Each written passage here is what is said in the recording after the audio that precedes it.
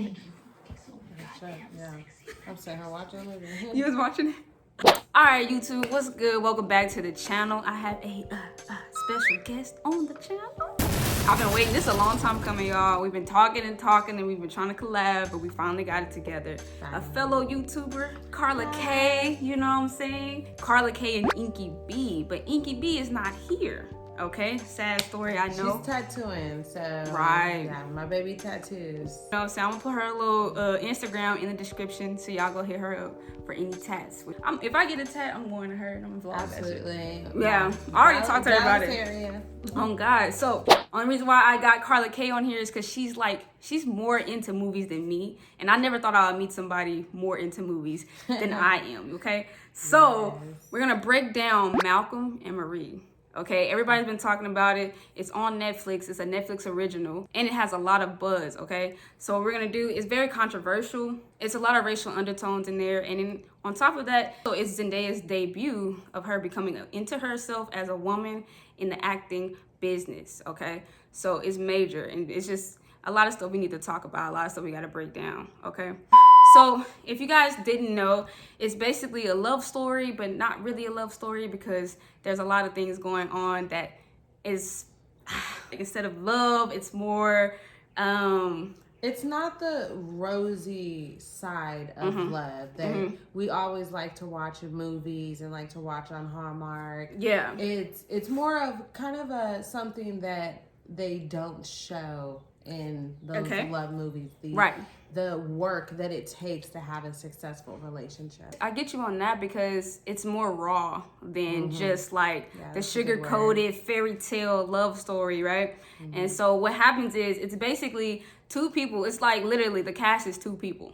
Okay, Zendaya and Denzel Washington's son. Did you know that? Yes. Okay. I didn't even know like that. His dad. Let's get his name. I didn't know that. Like until like this movie came out. And looks like his. I knew he was familiar though. You see what I'm saying? It was his mannerisms, and I was like, bro, that's. Well, I appreciate him in The Klansman, directed by Spike Lee. Oh. So I really loved him there. Okay. Did you watch that? I didn't. Yeah. And I know everybody told me, they was like, look, you gotta watch this movie. Don't do this to me, guys. John David Washington. And then I should have known with the Washington. Yeah, you know what I'm saying? I knew he was. That should have been a giveaway. But... Okay, it's just those two people in there. Okay, and they're stuck in the. Well, not really stuck, but they're coming home from a movie premiere.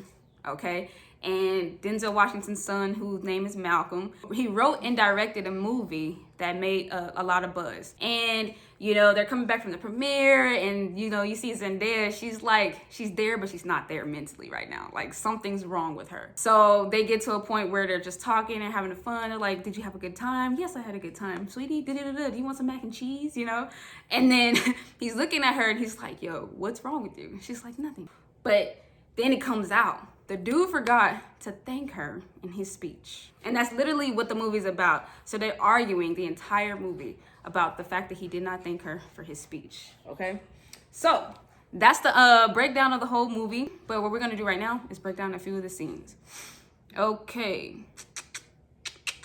So do you want to break down the opening scene? The opening scene? Okay. I will say that for the opening scene, what I noticed automatically that there was already some kind of tension. And he was definitely probing. What does probing mean? Probing, like he very, and she's like, you know what I'm saying? I don't she's even know intelligent. How to describe it, like probing. Picking. Like he's just like, what's wrong? Like he's not stopping. Persistence. You know? Yeah, he's very. It's not the same as persistent because he's like, tell me, like, what's wrong? Right. Tell me what's wrong. Right. What's wrong? You know, until she finally expresses her feelings about it. And I also recognize that right in the opening scene, you had, I believe it was James Brown playing, and he was high energy. He was super happy about this premiere. So he was definitely flying high. And she was just like there, like, you know, kind of like empty on the inside. And we're like, what is it? You know what I'm saying? So it's like, it's two different energies. You see what I'm saying? You got one person high off life and then another person just here. So that means that there's a disconnect. Okay, because that's kind of like a motif throughout the thing, is that there's a disconnect between their relationship. At the end of the day, they're not in sync.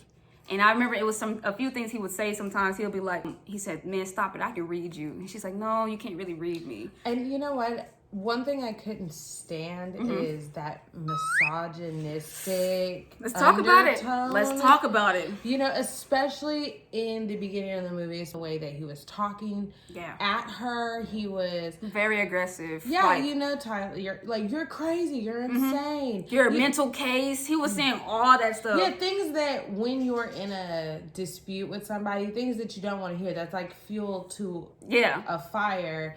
And then the just blatant disregard of her feelings.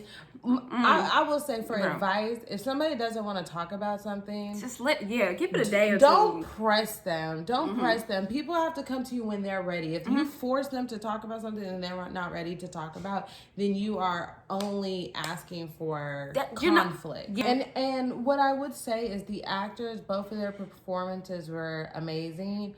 Definitely would appreciate that they gave it their all, but I could just tell from the way that they acted that this conflict was even before the actual premiere. Yeah, it's not like you saw the conflict and then you see them arguing. No, they portrayed it very well that she has some built up anger from a long time of feeling like this.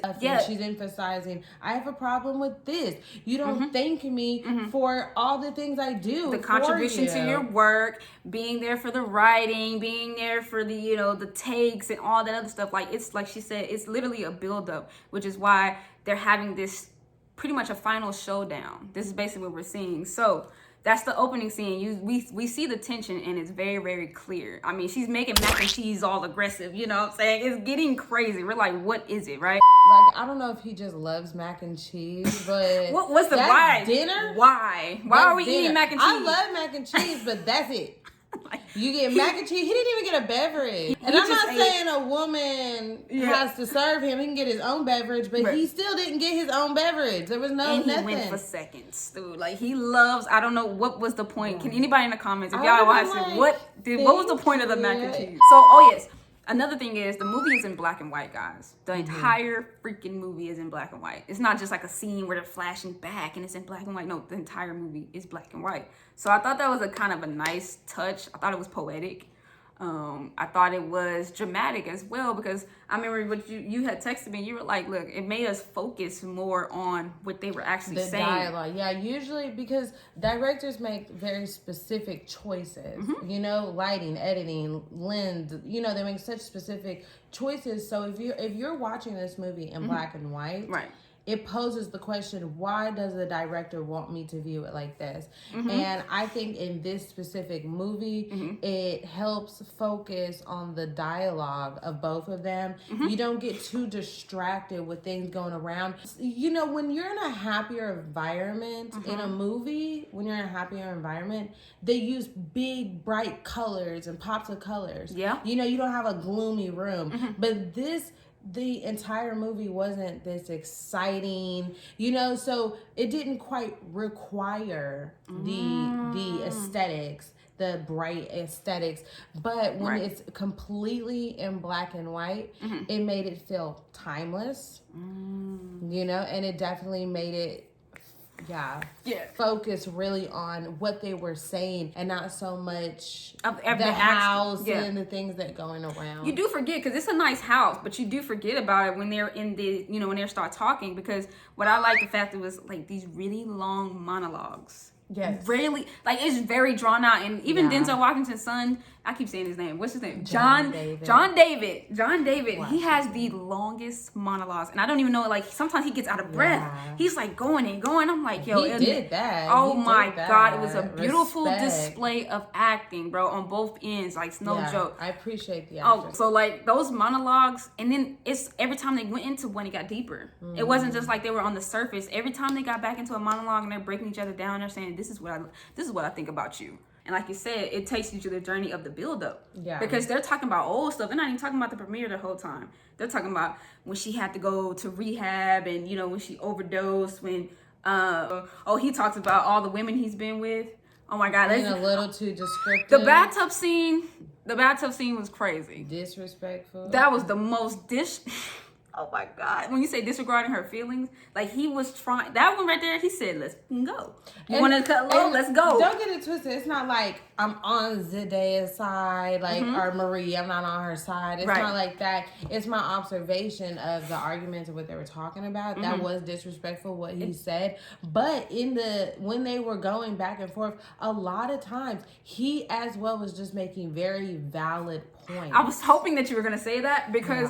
It was times where he would say, because I wrote this stuff down too. It became a battle of who was right, you know? Because Zendaya, she would say stuff like, you know, you don't have original organic inspiration. Like you can't draw from your own brain, so you need. Yeah. She said you're not creative, you're a fraud. Like basically, her life, because he made the movie about her life and didn't even thank her, right?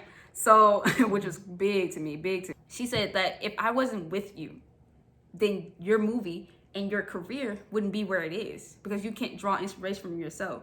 And then his point would be as far as like, okay, you're this great actress, supposedly, right? Because she never really did a big role because she was kind of like going through things, you know what I'm saying, with herself. She actually wanted that part, but she didn't get it because she didn't put the efforts in due to her own insecurities. But she blames him and says, you know, it's your fault why I didn't get the part. There's accountability on both sides. Yeah. Because he is the director. He can hire her. Yes. He knows where he drew his inspiration. But at the same time, in this world, if you want something, closed mouths don't get fed. Yeah. You have to go for it, and then you can't be mad at somebody else's decision. Because like she even did that one scene where she acted out like as if she was still on, you know, addicted to drugs and stuff like that, and then it was very captivating. And he was like, "Dude, why didn't you do that at the audition? Yeah, why you didn't do you see what I'm saying?" She was like, "Look, this is what it could have got you. Like, I could have did this for your movie." And he's like, "That was actually good. You didn't even do that." So that part right there let me know that it's more to the story than just it's all him. Yeah. You know what I'm saying? You didn't thank me. Yeah, there was like so many times where they were calm, and then she would start it over. She just started off like, you know, and I respect like anybody who has something heavy on their heart. Like I respect you expressing yourself. Yeah. But I'm sorry, there is a time and place. Like she got her feelings validated when he was just like, "You're right. Like I didn't thank you, and I'm sorry." Right. They could have had a nice night, and the other stuff maybe came up maybe the next day. And I'm only saying that because it was a nice night for him. Ooh, and that does come down to selflessness or selfishness, because it was moments where you can see like, okay, she does have a heart and she does care for him and she wants to support him. But then, like you said, it's his night, y'all. He made the success. He made the movie. It was great. Everyone's congratulating him, and then she chooses to pick a fight all night. Like she could have, like you said, she actually got it off. The first time she was like, "Look, you didn't do this, da da da da," and they're like, "Okay, we're done." They get to having a moment, and then she stops. She shuts down, goes to the bathroom outside, which is weird, and then she comes back in and starts it off. I don't think it's weird that she went to the bathroom outside. Like, I think it's weird if I, you know, are like, right now, if like, you saw me just get up. But I don't think for this movie it was weird. Okay. Because they're arguing inside the house. They're utilizing so much inside the house because when you see situations like that, that means that they feel trapped. It's a way to say they feel trapped. They're utilizing the space. So many rooms in the house. And so she goes outside. She's by herself. She has to pee. Yes. I don't want to go back inside and feel that, you know, because you can see that it was better than being there. Yeah, I'm not near him, and she's not impressed. You can tell that she's not impressed with the dresses, with the lifestyle. Not that she doesn't enjoy it; it's just she's not impressed. There's more to life, and she does need substance in her life. That's what I figured that out. Like she even says that to him at a point, like, you're privileged. You grew up like this. She said, "You don't know what it's like to scrap." Like that's literally what she said, bro. You know, so all of this ain't impressing me. Right. You know? So it is probably because of her humble beginnings. That's the vibe I was getting. Most definitely. So Okay, so even the music, y'all. The music was A1. I've downloaded so much songs off of this soundtrack, and like even on Sampler Original, it inspired me to do that because on one song it was I Forgot to Be Your Lover. Didn't know that was Jaheim's sample. Like I didn't know that until me neither. Yeah, but every song meant something. Like okay, the one they did A Sentimental Mood. That's right when they got into like an intimate space and they were gonna have a good night, but then she turns around and shuts down and starts another argument. But they played A Sentimental Mood when they were in the mood of intimacy. Forgot to Be Your Lover. He actually played that when he was technically trying to apologize to her. Okay, he's trying to tell her through the song that he forgot to be her lover, and she's looking like, but why you can't tell me that to my face? Why did you play the song instead of? And she even says that when she come back from the bathroom. If you watch it again, why does it take a song? Yeah. For you to have these thoughts and have these feelings of I forgot to be your lover. Yeah, and maybe not play the song right then and there. And she's looking back like you really did to be your lover. Like that's weird. Not smooth at all. That's a little. And he's thinking like you don't appreciate you're taking that. Me as a joke. Now you're taking me as a joke. Right. Exactly. It was just the music selections. It was intentional. We wanted to bring that out as well, man. It was really crazy. Okay, and then so the whole thank you scene at the end, she's sitting in the bed, she's talking to him like, look, man, all this stuff happened. You know what I'm saying? You told me you've been with all these women. When it comes down to all the abuse that I'm taking from you, all I simply wanted was a thank you. And I feel like even with that, like, it was a lot of dysfunction, and I really feel like they probably shouldn't be together since, all this stuff that they've unveiled about themselves, they probably aren't meant for each other. But she's basically saying that I would have took all of that if you just said thank you to me. And what I appreciate about the ending is that it is pretty ambiguous. They don't make it clear whether they stayed together or they broke up. I don't know. I think it takes more than just one night. Most definitely. To determine that, it sounds like she does a lot for him and he doesn't appreciate her. I think that's worth breaking up. Boom. I do. I think right. That's 100% worth breaking up.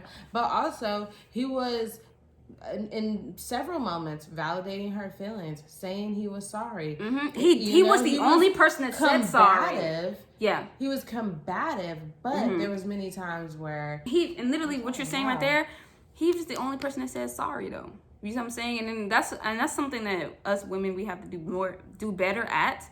Men do not be apologizing like this. This is how okay. Like this. You want something from the store?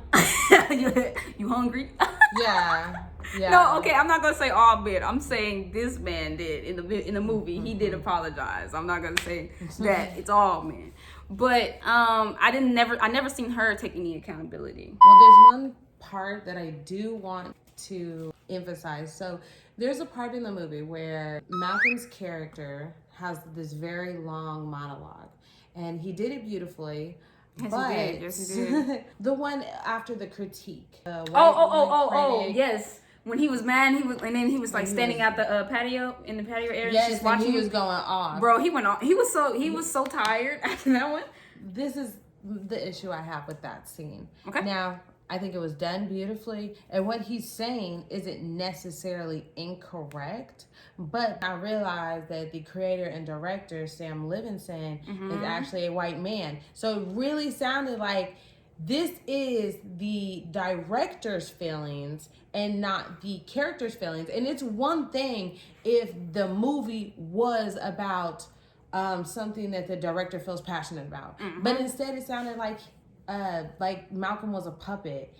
But the problem is you can't take out someone's race out of the equation. That's putting yourself in your art, and so it sounded like a white man using a black man to talk about black problems that this white director contributes to as well. And so it didn't sound like Malcolm. Right. It sounded like the director. Like Sam. Yes. And I walked away, and that could be, I'm not a film critique. Like I could be wrong in what he was trying to do, but it's a weird feeling knowing that this is a white director. Like watch the scene with what I'm saying, and tell me if you don't hear white tears.